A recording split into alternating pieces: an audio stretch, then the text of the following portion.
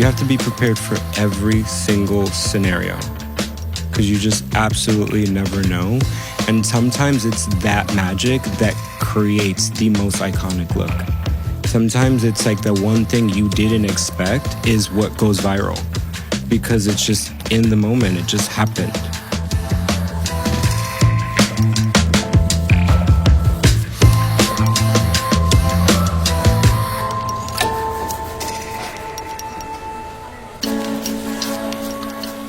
Welcome to Cutting Edge, the podcast, created and brought to you by L'Oréal Professionnel products, an exclusive series about the world's top hairstylists. Through their unique stories, visions, and voices, these rule-breaking artists from around the world share their journeys to success and how they are shaping the future of hairstyling and professional beauty, and how they are elevating the profession to new heights. In these 3 new exclusive episodes, we are partnering with L'Oréal Professionnel on the occasion of the iconic Style and Color Trophy competition and meeting their 3 jury members. Today, I am sitting down with Cesar Deleon Ramirez, a world-renowned celebrity hairstylist known for his incredible work with global icons such as Casey, Karol G, and the Kardashians, among others. We discuss his Puerto Rican origins and culture, the importance of dreaming big, and the power of dedication and building confidence. A podcast series produced by L'Oréal Professionnel products. Hi, I'm Cesar Deleon Ramirez, 45 years old, and I am from Puerto Rico. I am a hairstylist, a creative director, a best friend, and a content creator. I am neurotic, very critical. My personal mission with hairstyling is to continue to elevate and build community within our industry. Being a hairstylist is being a rock star. It's the best career in the whole world.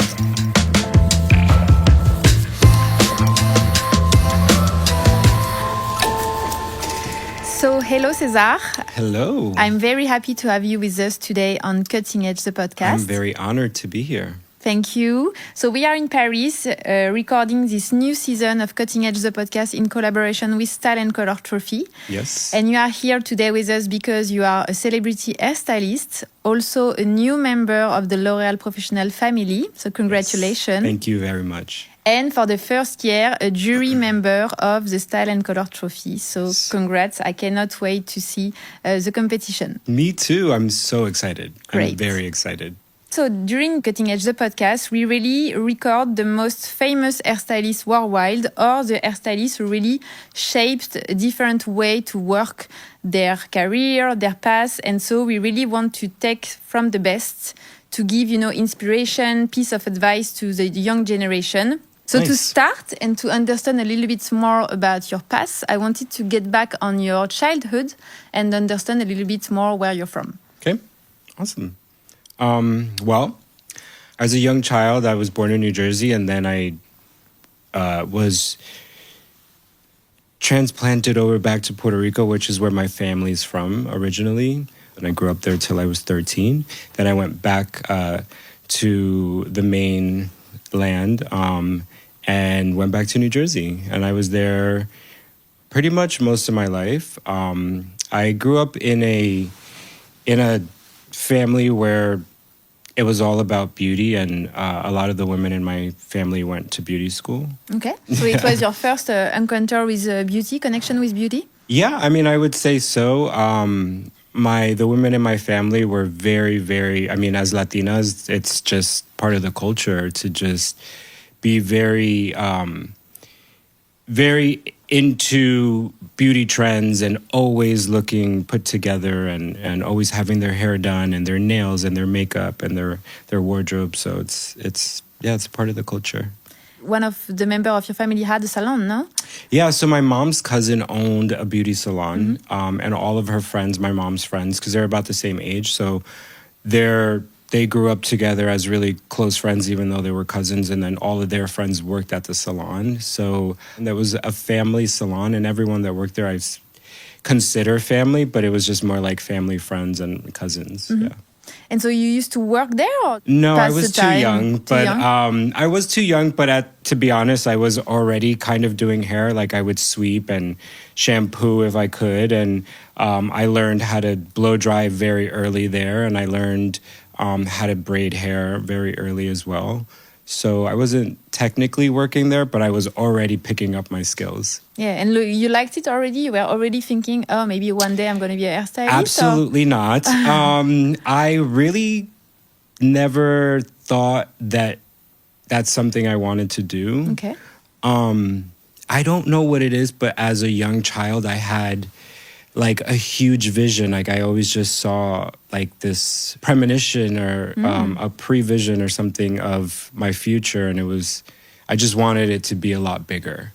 And so when I thought of the hair salon at that time, I just thought hair salons were only like these little places where like families worked and like you would never left your neighborhood. You were just going to be there forever. And so as a kid, I'm like, I love everyone here, but it's not what I want to do. I want to like see the world. I want to get out of here. I don't want to be stuck in my hometown. And you discover many things thanks to this métier. I mean, it's ironic because it's like what I thought I didn't want to do so that I wouldn't be stuck is actually what took me far away from there. Yeah. Amazing. And so finally, how did you arrive in the hairstyling world, right? I started at 17. Okay.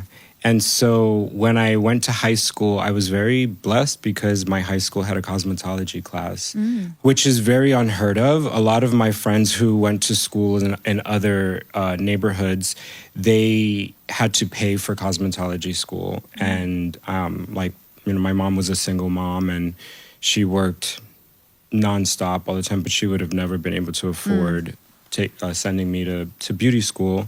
So I mean, it was meant to be that I just was in that school. And again, it's interesting because we had just moved to this town and it just so happens that the school had a cosmetology program. And so I was able to go to school, like normal high school, but also take cosmetology courses. So by the time I graduated, I had a cosmetology license. But at the same time, after school, I would work in hair salons. And if I'm not mistaken, you had someone who really trusted you, a teacher, a mentor? Yes. So again, like I said, I didn't really want to do hair. So even though I took cosmetology, it was more because I had friends that took cosmetology and I thought they were cool. And I'm like, oh, well, they're going to cosmetology school. I want to go to cosmetology. And so I also thought, okay, this is easy. I can do hair.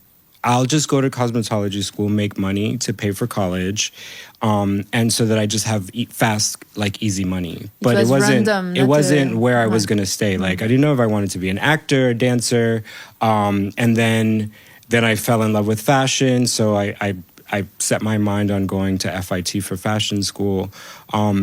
So I didn't care that much about cosmetology and doing hair. It was just kind of like a step that I wanted to take so that I can like discover or be able to do all these other things. I was a very bad student. So I was like, oh, whatever, I don't care. Like, I'm going to go out and party and blah, blah, blah. And so it was my cosmetology teacher who really saw like a talent in me and would tell me like, if you really focus, one day you'll be like Orbe. If you really focus, one day you'll be like Jose Gilbert. And like she would just say all these famous hairstylist names, and I'm like, I don't know who you're talking about, and like I don't really care. But she really was on it, and she really, if I would not go to school, she would show up at my house in the morning and get me out of bed and get in the car and go to school.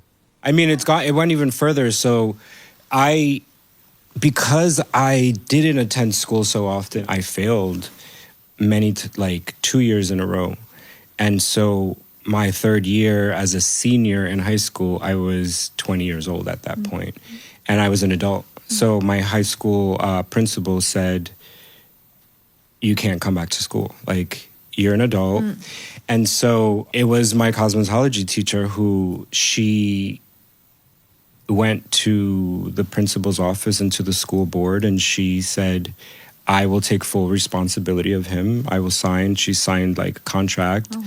When I saw that she did that, it really made me feel like, okay, like somebody cares about me and I have to start caring about myself. And if somebody sees something in me, then I need to get focused and I need to start, like I felt like I owed it to her. Like, so she was convinced of your talent. If she was more passionate about me really making it than I was, Ouais. or even anyone in my family. But what did you think that she saw back then? Specific skills or specific creativity? Hair to me has always come like second nature. Like it's just in my hands.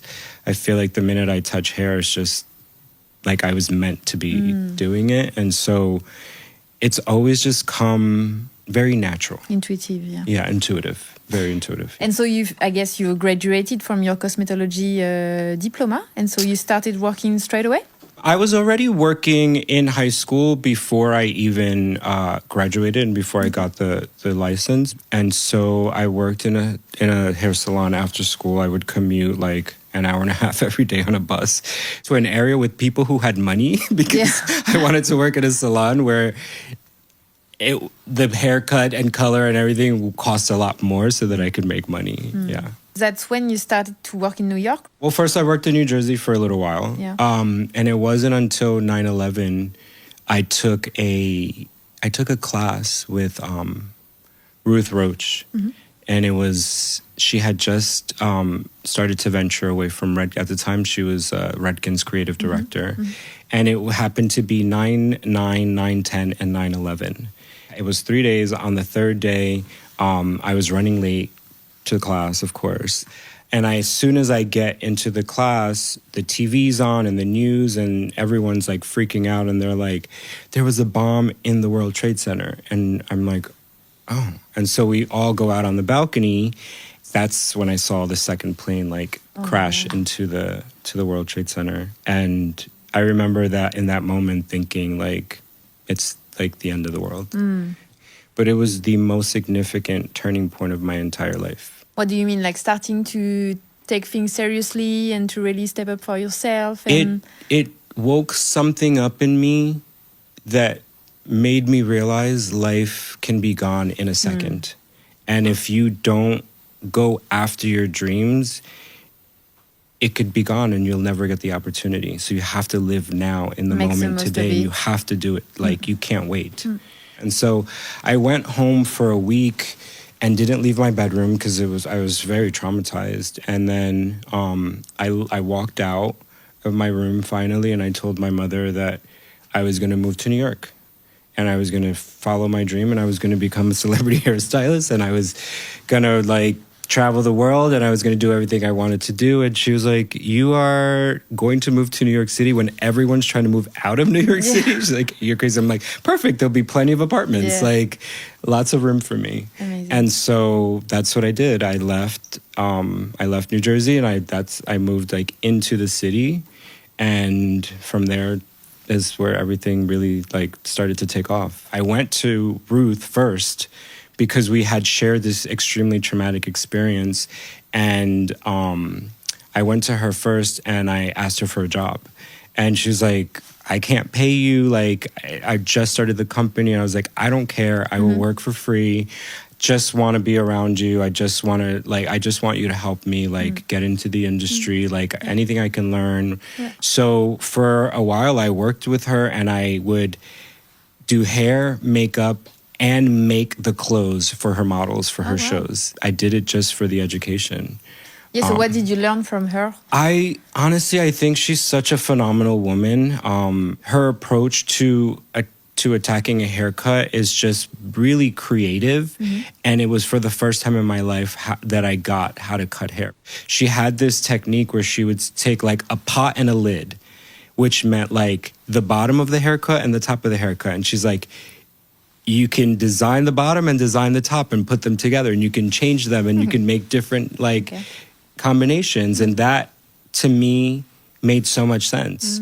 And so that's how I approach haircuts, through her techniques. I would say I also learned a lot of business and just how seeing her handle her business and how she carried herself in the industry with respect and how so many people really looked up to her. That was something I wanted to aspire to be.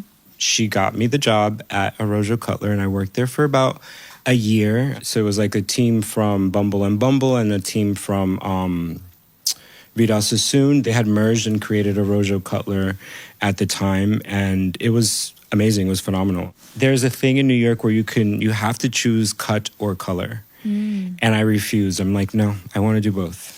And they're like, well, you can't. And I'm like, why not? Why can't I learn both? So I said, I will take both trainings. I will go through a whole year of cutting, and then I'll go through a whole year of color so that I can learn both. And they saw how passionate I was, so they let me do both. And I am really blessed because it was the top, like, best colorists and best cutters from both Bumble and Sassoon in that salon that were the educators, and I learned a lot. That's funny because at the beginning you said that you never wanted to work in a salon as your mom did, and now you are a famous hairstylist, I guess almost never in a salon, but finally you seem to be super grateful for those years in salon. So what have you learned that you really implement in your job today? I mean, I would never take away the years of the salon. And I feel like for what I do today, I needed that education from the salon. I needed that experience of salon culture, salon community. I use so much of what I learned in the salon every single day. If I get a celebrity and her hair color's a mess, we don't have time. Like, I have to fix that in the moment, and I have to figure out how to fix this color. And all of the knowledge that I learned in a salon is really what's helped me be able to, like, be quick and know how to solve problems. And now you're a celebrity hairstylist. So what was the turning point? When do you feel your career changed? So I worked at a Rojo Cutler for a while, and I had to start all over again because when I was working in New Jersey, I had a clientele and I was making money. But at this point, I had to start all over again and become an assistant and train, and I couldn't afford to live in New York because of that. And so I had to move back home with my mom, and then I would commute 2.5 hours all the way to the Upper East Side, and it took me so long. A lot of times I was late to work, and they fired me. Oh. And I will never, ever forget that feeling of sitting in the office again, like, brought me back to high school in trouble, and, like, being told that I was going to be let go. And I was devastated because I loved all the education I was getting, and I thought I was, like, in the best salon possible ever. And it was just like, what am I going to do? Like, this can't be happening to me. And I remember them saying, we have to make an example of you because we don't want people to be late. It's not acceptable. And I was like, oh my God, it's so harsh. But I left there. I mean, it was in the morning, and it was in the Upper East Side of New York City. And I walked from that salon all the way down to Soho. And I stopped at every single hair salon that I saw on the way and filled out an application for a job. And it took me all day. And so by the time I finally got to Soho, that's when I discovered Dop Dop. And I walked in and I was like, what is this salon? It was this beautiful loft, 2 floors. And I walked in, I'm like, can I fill out an application? And she's like, yeah, fill it out. I filled out the application. And then the next day they called me in for an interview. So the very next day I was there ready for the interview. And I met with Kate Truesdale, who's works for L'Oreal still. She's like a huge mentor of mine. She interviewed me, and I was sitting there. At this point, I was exhausted of having to train and be an assistant and do the training all over again. And so I said, I would like a chair on the floor, and I'm ready to be a full-time stylist. And she's just looking at me like, no, you have to assist for 2 years, and you have to go through our training program. I just was like, no, I can't. Like, I can't do that. Like, I need to be on the floor. I'm ready. And she's like, no, that's not how it works, dear. Like, you have to train with our training program, and then we will decide if you go on the floor and do clients. And I remember just sitting there thinking, no, I'm not doing this again. And so she pulled me to the side, and she was like, listen, I really love your resume, and I really like you and your energy. She's like, I want you to work here. Trust me, go through this program. You're going to learn so much. You're not going to regret it. And I was like, oh, okay. 2 years of training again. And I went through all of my training and my classes. I did as much as I could. And they saw it in me. And they're like, okay, you really are. You do got it. So like they fast-tracked me. Okay. And I made it on the floor in 11 months. I was only about 22, 23 years old when I was already like on the floor and starting to do clients and take clients. And I had one client who was a huge major publicist still to this day for like the biggest celebrities in the world. She would come in 3 times a week just to get her hair blow dried with me. Oh. And it became the blow dry that I would do on her was at the time like the beginning of the round brush beach wave blowout that became like the Victoria's Secret blowout that everyone at the salon named after me, the Amanda blowout. And so the one day she came in and she asked me if I would do, she's like, would you want to do a photo shoot for one of my clients? She's shooting the cover of GQ magazine. And I was like, oh my God, this is like my opportunity. So I was like, yes, absolutely, I will do it. She's like, yeah, it's this new singer. Her name's Cassie. At the time, there was like no Instagram. There was no social media. So I didn't know who that was. But there was MySpace that had just come out. And so she's like, she's a huge artist on MySpace. She just got signed to a huge label. And she's doing the cover of GQ magazine. And, you know, if you're up for it, you could do the hair. And so I went to the shoot. I did the hair. And then that's like where my celebrity career started. And then months after months, you started getting more and more celebrity shoots outside the salon. And then you decided to, I guess, quit Dop Dop and become on your own, I guess maybe represented by an agency or something? At Dop Dop Salon, I would work 5 days a week, which is like the maximum you were allowed. And then the 2 days a week, I would do photo shoots on my own. I would set them up. I would find random models in the city, random other photographers. I would make the clothes, do everything like hair, makeup. And I wanted to build my portfolio. So I would, 7 days a week, I was working in hair. When I did this photo shoot, I was like, perfect, because I felt a little prepared for it. And I did really well that her manager asked me after the shoot if I would go on tour. He said, listen, she really loved you on the shoot. You guys got along really well. She loved her hair. We're going on a tour in Europe, and she would like for you to come. I cannot imagine. Yeah, I was like, okay. And he's like, but you have to do both hair and makeup.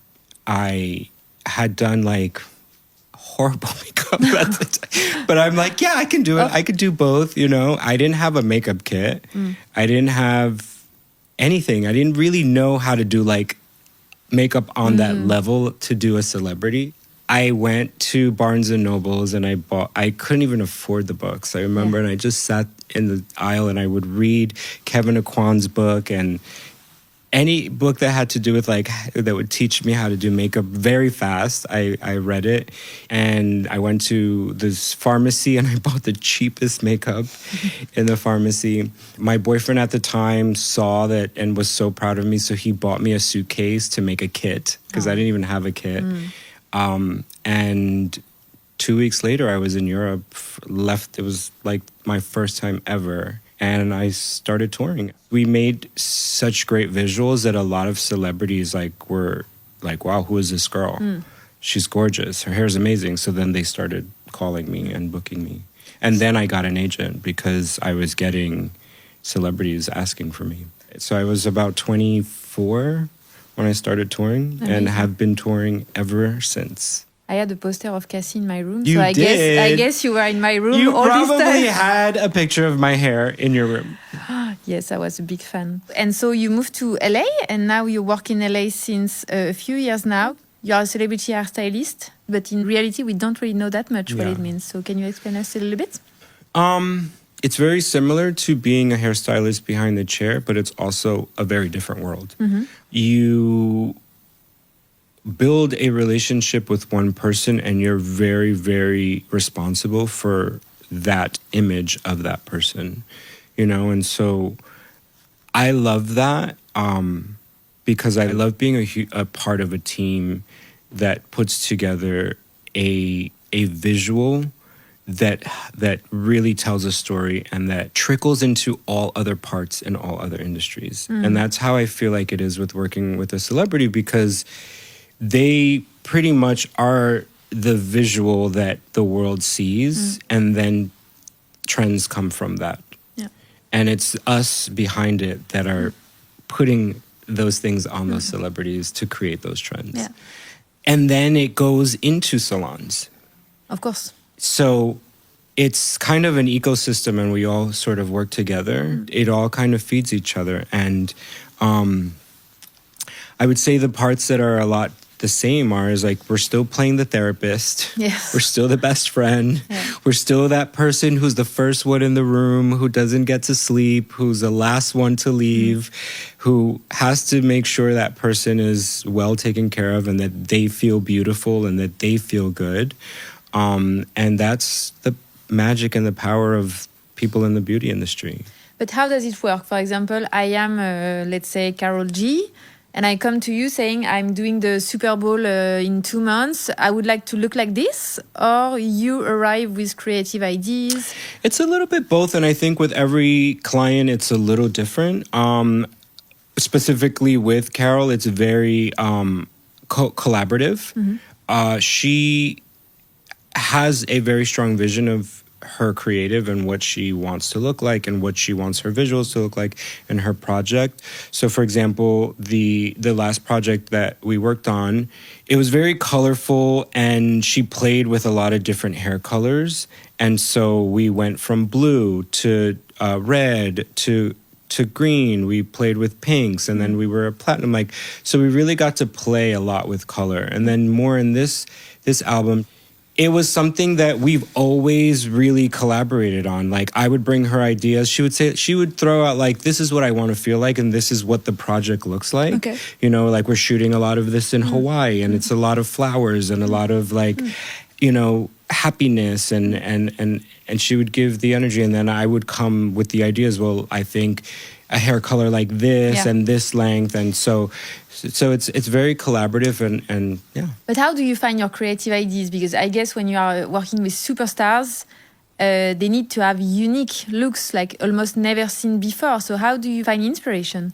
Sometimes when I try really hard to plan ahead of things, it gives me too much time to talk myself out of it. So a lot of times I go in, and just the minute you put your hands in hair, it just kind of starts to come to you. It becomes very intuitive.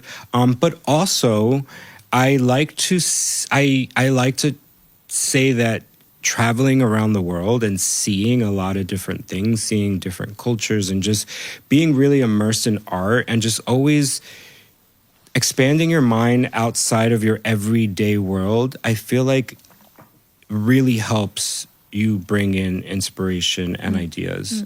I can come to Paris and immediately see like certain things that people are doing, and I'm like, I think that's going to become a trend. You know, like. Do you think Karol G will have a bob? A blonde bob? I might steal your cut and try it on her. I'm gonna look. So, what is the most challenging for you? Is it photo shoot, video clips, fashion shows, TV shows? All of it. All of it. I mean, every day is a different day. Every day looks different. Every day is a different country. We literally do everything. I mean, especially with Karol, like one day we could be shooting a music video, and then the next day, you know, she's singing in front of, you know, a huge audience. And then the day after that, we're doing a campaign for a brand. And so what is the most challenging for you? What's challenging is being prepared for the next thing, because when it's every single day, like you have to be prepared. And a lot of times, like if we're on a music video and it's a 20-hour music video, sometimes it's 20 hours, and you don't get to sleep, and then you have to prepare for the next job, and that job requires 5 wigs. So it's like I have to have a team. I have to have assistants. I have to have like a lot of information ahead of time, and I have to prepare and be very organized. And the challenge sometimes is that they may not approve a creative till the last minute. Yeah. And so we're bringing the entire studio with us because I don't know. Sometimes I can work on a wig for 3 days and get there, and she's like, actually, I want to do this. And I have to be like, okay, I have it. Like, imagine if I'm like, well, sorry, I worked on this and I don't have what you're asking for. Yeah. Never. That's never happened. So what qualities do you think make a good celebrity hairstylist? Being over-prepared. You have to. You have to be prepared for every single scenario because you just absolutely never know. And sometimes it's that magic that creates the most iconic look. Sometimes it's like the one thing you didn't expect is what goes viral because it's just in the moment. It just happened. And you have to be open to letting go of what you want and being open to doing what is asked of you. Yeah, be resilient and not take things too personally and move on. You cannot take things personally in this industry. You just can't. Karol G, she's not super famous yet in Northern Europe. I think it's much in the US and in maybe Spain and Latin country. But you work a lot with Latin celebrities who have a background with Latin countries in Latin America. Mm-hmm.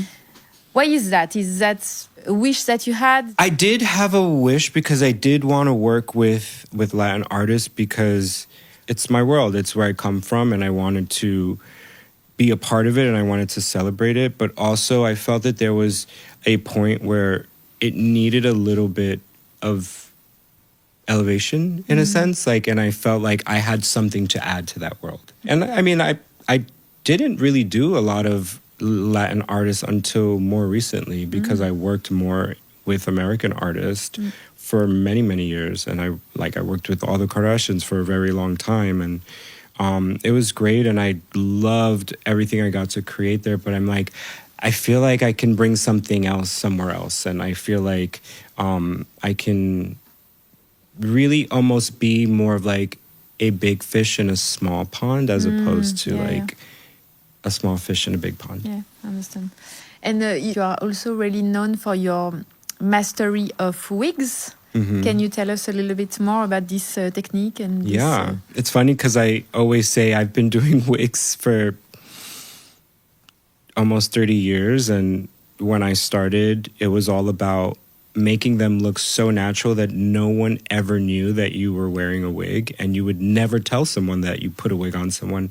And the person would never say they were wearing a wig. And then the industry has changed so much that it's like an accessory now. And it's such a normal part of pop culture and in music, and young girls are just walking around wearing wigs because they want to wear a pink wig or they want to like change their color, or they just see their celebrities doing it, so they want to do it. And it took a long time for people to recognize that I had that skill because everything I ever did never looked like I was doing wigs, but I was almost everything I have ever done.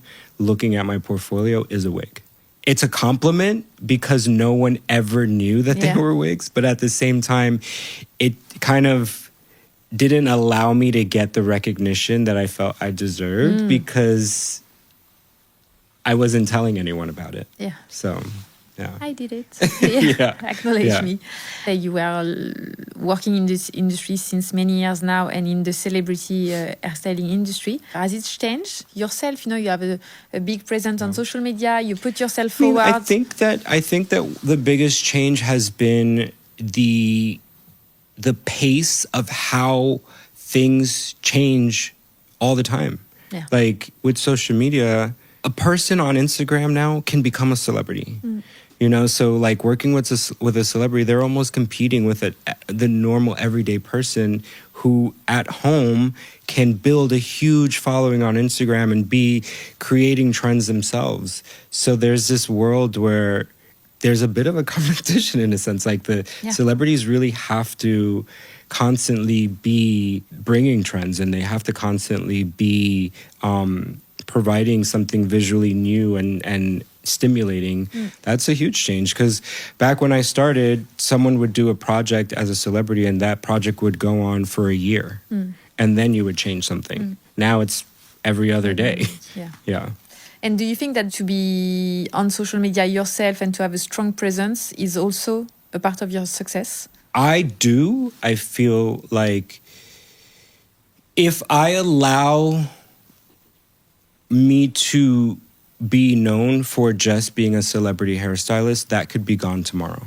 Okay. And so me building myself as a brand is a way of me almost having security within my industry and having a security for myself that I'm my own brand and I'm my own identity. And sometimes when people say you're a celebrity hairstylist, I'm always like, I'm a lot more than a celebrity hairstylist. Like, it's a great title and I love that I have that title, but I'm more multifaceted than that. And I think just a hairstylist alone is so powerful. Anywhere I go and someone asks me, what do you do? I never say I'm a celebrity hairstylist. I say I'm a hairstylist. And immediately they're like, oh, wow. Cool. Can I ask you for your advice? Can I, like, what should I do with my hair? Like, and immediately it starts a conversation. People immediately feel comfortable and warm. Like, they're like, I feel safe. You're a hairstylist. I want to talk to you about anything. I looked at your Instagram account and it's interesting because you show a lot of the backstage of what you do with a celebrity. So I guess people like that, you know, to be a little mouse and to see what's happening. But also what you said is that you brand yourself almost like an influencer. So we want to know more about yourself. And I think it's a good strategy. I wanted to know also about, you know, your collaboration with high-end brands, including L'Oréal.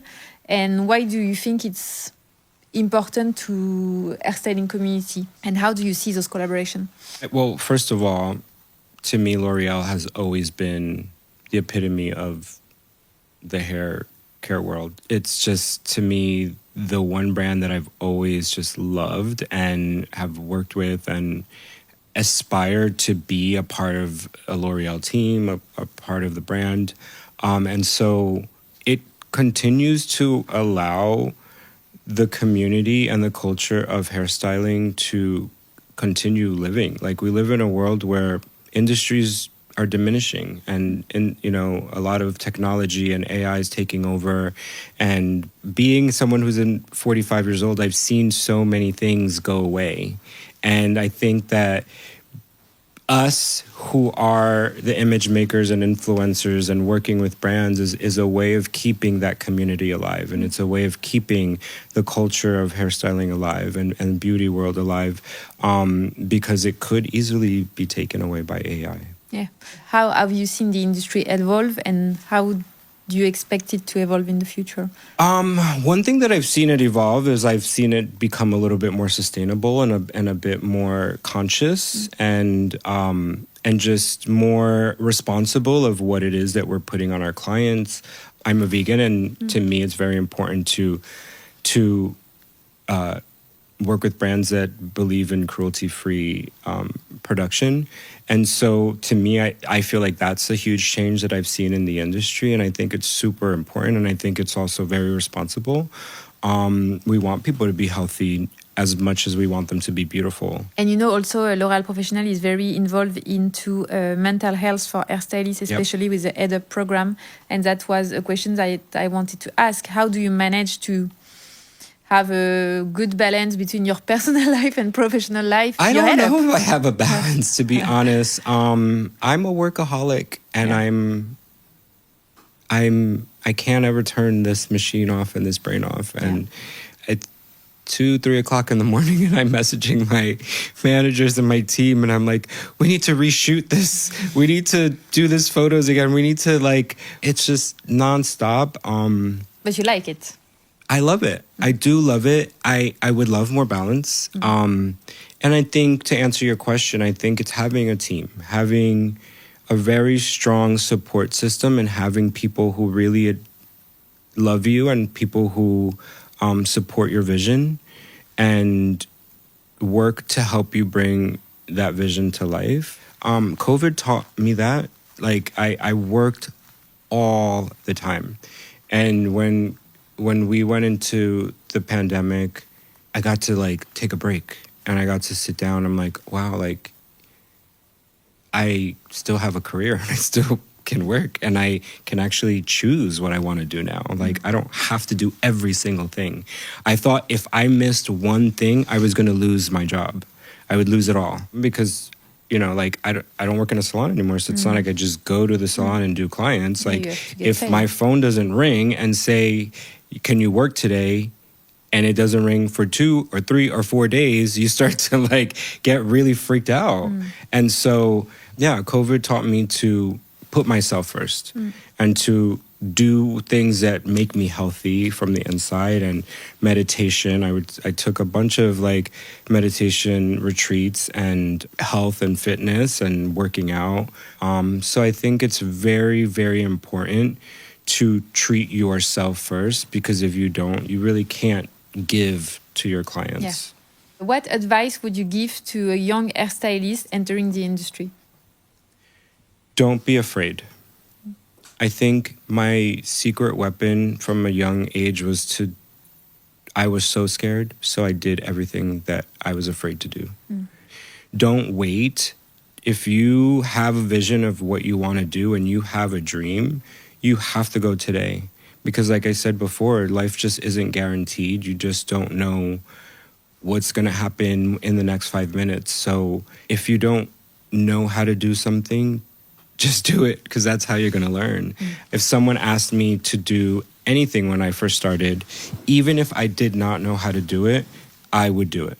I remember I had to do a perm, and I didn't pay attention in beauty school on how to do perm. So I remember having to do it in the salon, and, you know, the woman who was training me was like, can you do this? And I'm like, yeah. I'm like, just show me exactly how you like it, because I want to make you happy. I want to do it the way you would do it. She's like, okay. From the one time she showed me, I'm like, okay, I could do it. And then it would become a skill. Working with a celebrity, you have to really build trust, because you're really immersed in their life every day. When I come to work, you know, I'm not going to a salon. I'm going into their homes. I'm going into their hotel rooms. I'm seeing their life. I'm seeing their family. I'm seeing their kids. I'm seeing their relationships. I'm seeing it all in the raw.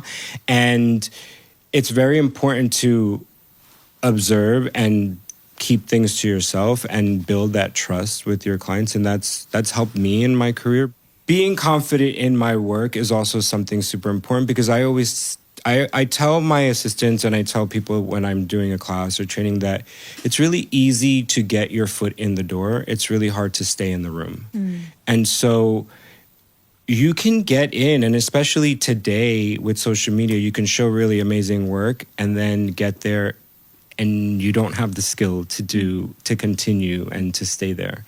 And so building confidence, I think, comes from actually getting education and really knowing what it is you're doing. And I think for me, I feel the most confident when I know what I'm talking about, and I really feel really prepared, and I feel like I know the skills that I need to attack a project. Yeah.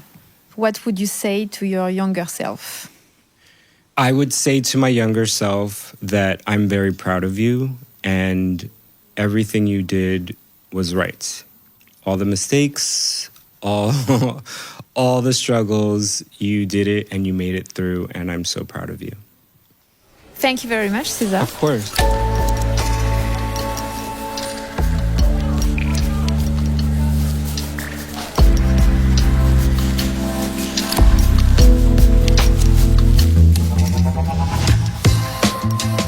Cesar's journey from salons to red carpets is impressive in so many ways. He is an artist who has established himself as a celebrity hairstylist, creative director, high-end brands collaborator, and global trendsetter. The chances are high that you have seen and admired his work through the artist and pop icons he styles. Now, you will remember his name. Thank you for listening to this new episode of Cutting Edge, the podcast, an exclusive podcast series by L'Oréal Professionnel products. Don't hesitate to subscribe and rate this podcast. And remember, all our episodes are available on every major streaming platform.